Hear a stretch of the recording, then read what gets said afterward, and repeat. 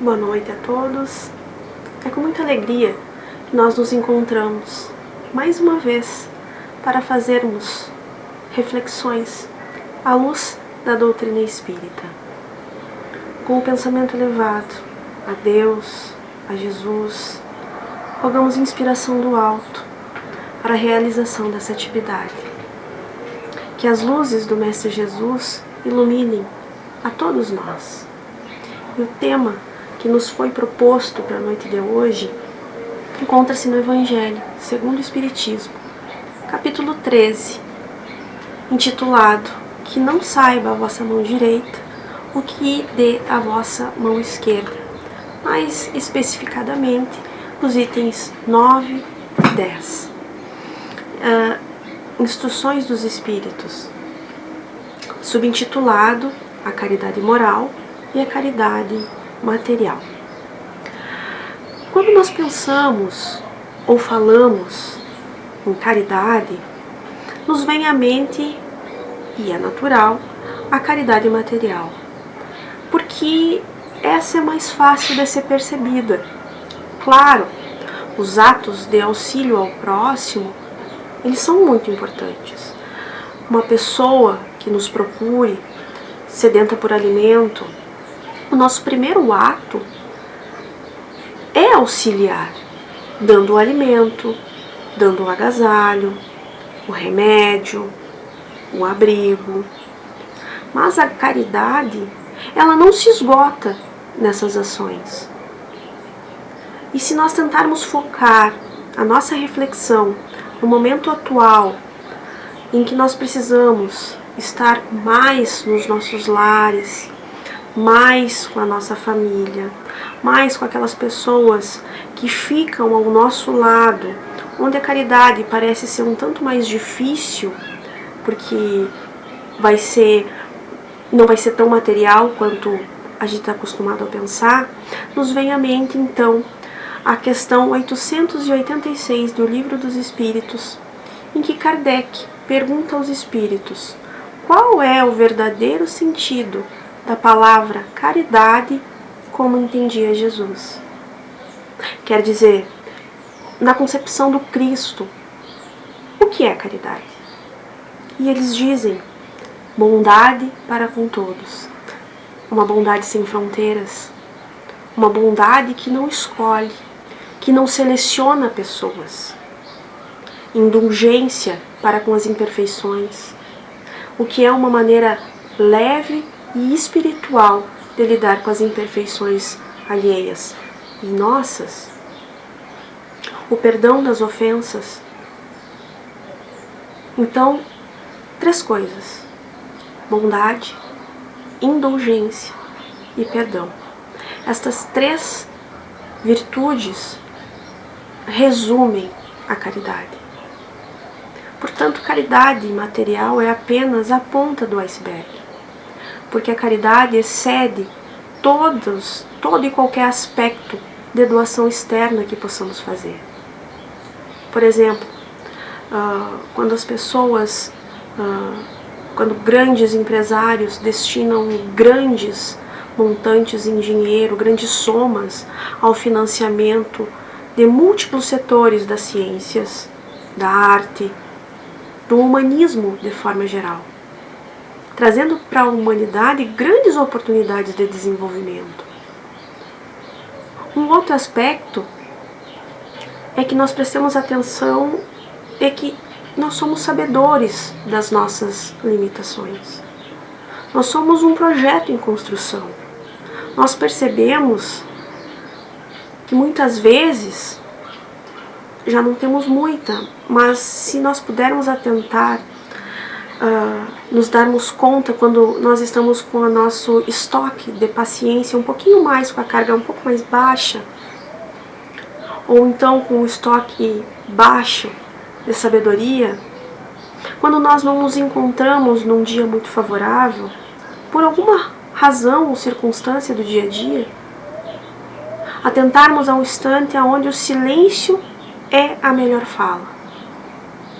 Isso também é caridade por um outro ponto de vista.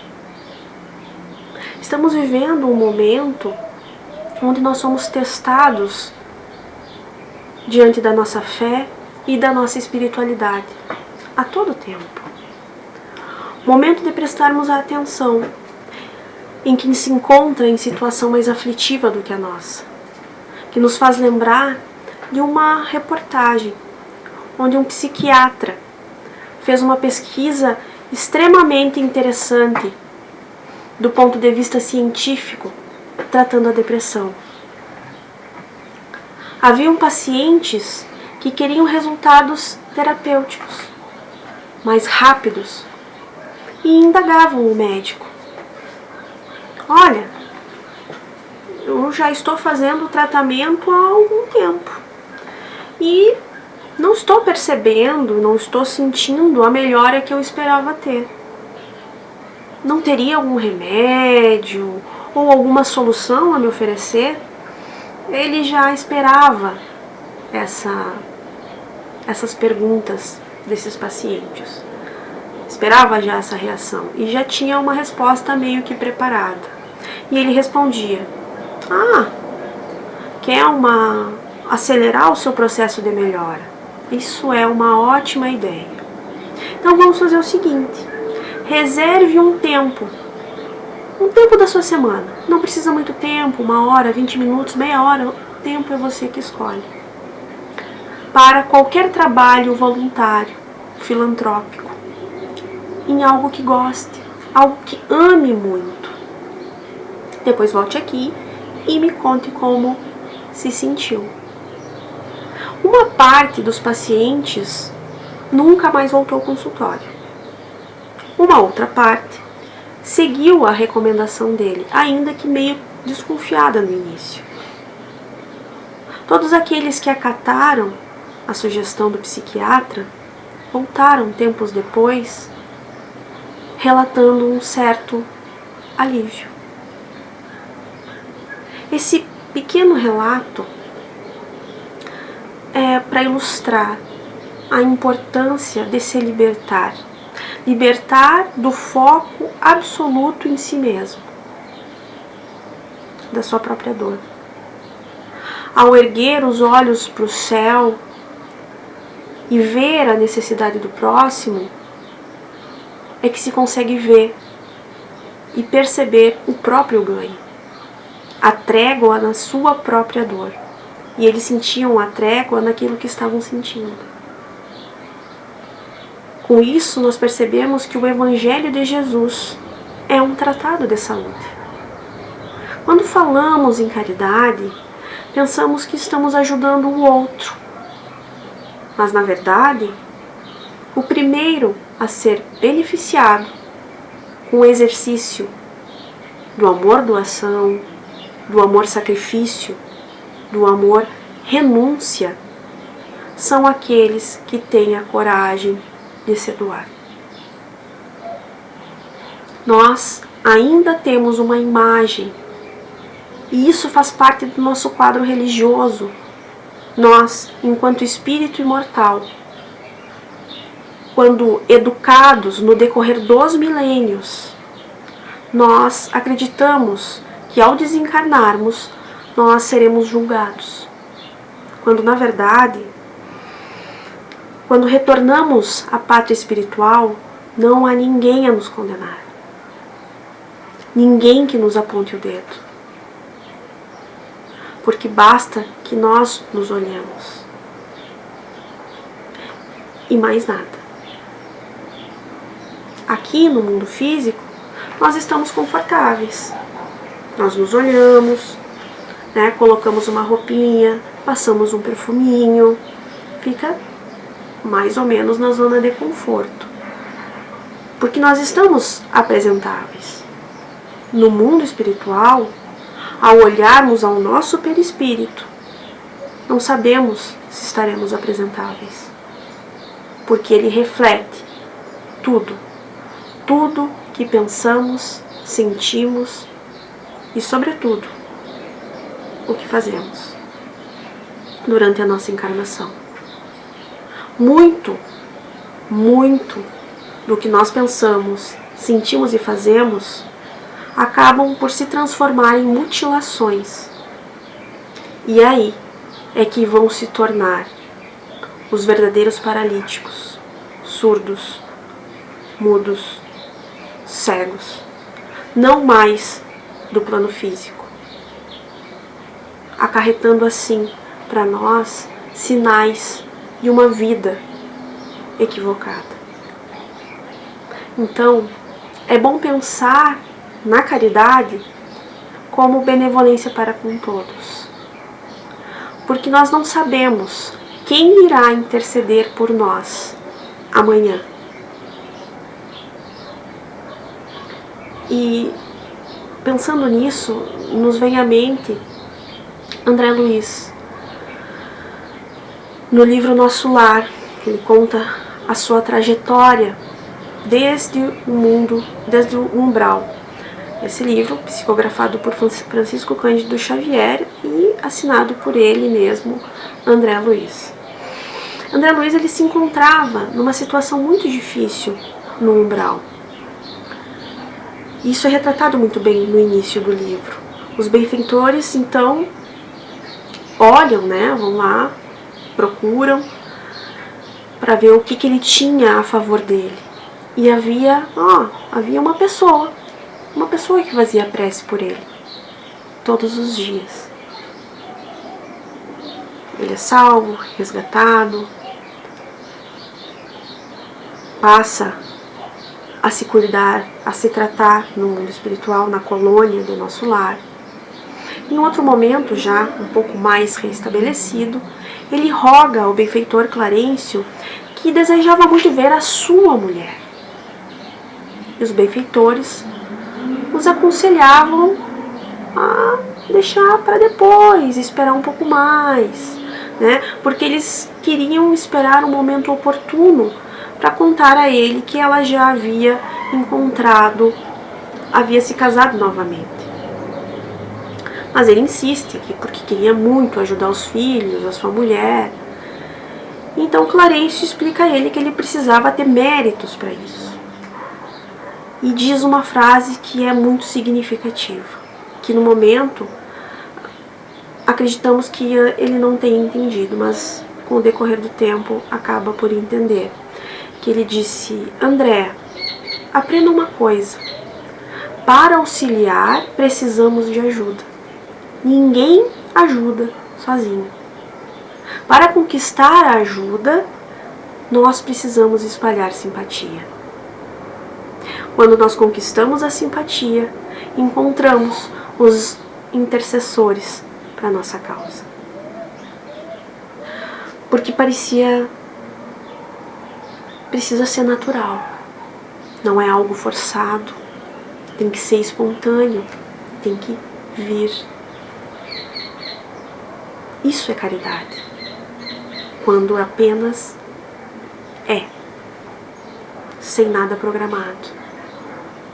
Benevolência para com todos. Mas infelizmente na hora ele não entendeu. Ele procura trabalho. Para ele, sendo médico, trabalharia como médico. Natural. Mas ele não tinha conhecimento para ser médico no mundo espiritual. E usando da delicadeza que só os espíritos, já que têm uma certa evolução, Clarencio coloca ele a buscar trabalho, marca o horário da entrevista com ele, junto com uma senhora que tinha problemas na hora de encontrar trabalho. Então, a senhora é atendida primeiro, e quando chega a hora dele falar, e pelas circunstâncias da entrevista que o precedeu, ele já fica totalmente envergonhado e diz que aceita qualquer trabalho. Clarencio então coloca para ajudar a enfermeira Narcisa. Ajudar a enfermeira Narcisa. E ele é recebido por aquele encanto de senhorinha, tão bem descrito na obra, que é Narcisa. E ele se afeiçoa a ela se afeiçoa a ele, Ele então passa a ajudá-la em tudo. E ele trabalha duro por muito tempo, com muito boa vontade. Conquista o dia em que recebe a permissão para visitar a sua família no plano físico. Quando ele chega, vê a sua esposa, que não era mais a sua esposa, junto ao seu atual marido, que estava adoentado. Nesse instante, o André Luiz, ele fica completamente transtornado. Ele fica sem chão, se desespera. E por quem ele chama? Por quem ele roga? Então ele sai para fora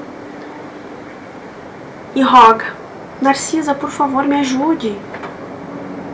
Em menos de 1 minuto, chega Narcisa e diz a ele: o que é isso, meu filho? Você está agindo como uma fera. E ele: mas tem alguém no meu lugar? E ela responde amorosamente a ele: claro, é alguém que Deus colocou para preservar a dignidade dos seus filhos, da sua esposa, e você deveria ser grato por tudo isso. A lição de amor universal a ser aprendida é que, sendo benevolentes, indulgentes, conquistamos advogados para a nossa causa.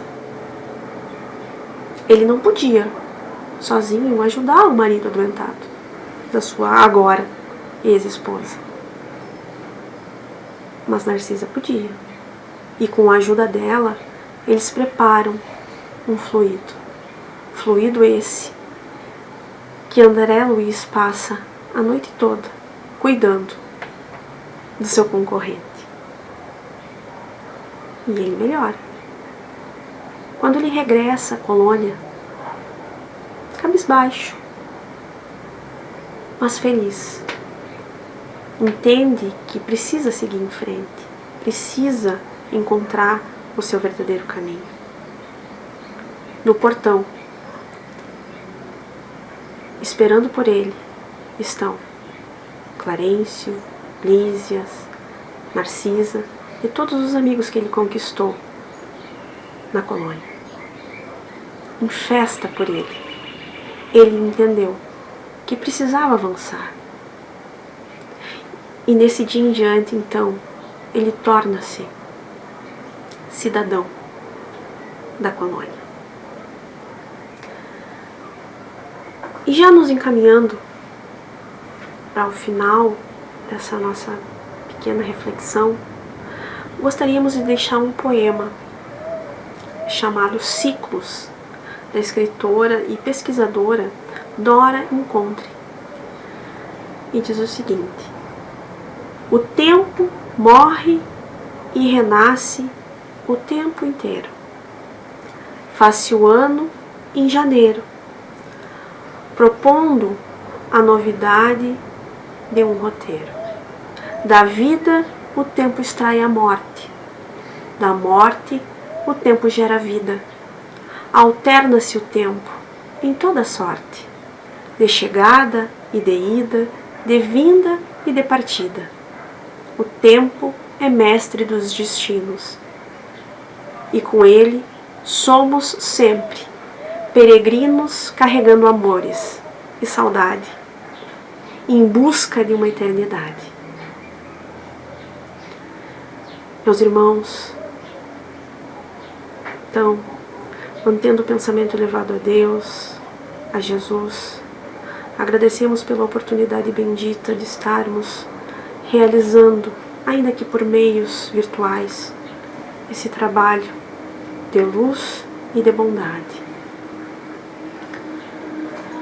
Façamos a prece de Francisco de Assis. Senhor, fazei de mim o instrumento de vossa paz. Onde houver ódio, que levemos o amor. Onde houver ofensa, que levemos o perdão. Onde houver discórdia, que levemos a união. Onde houver dúvidas, que levemos a fé.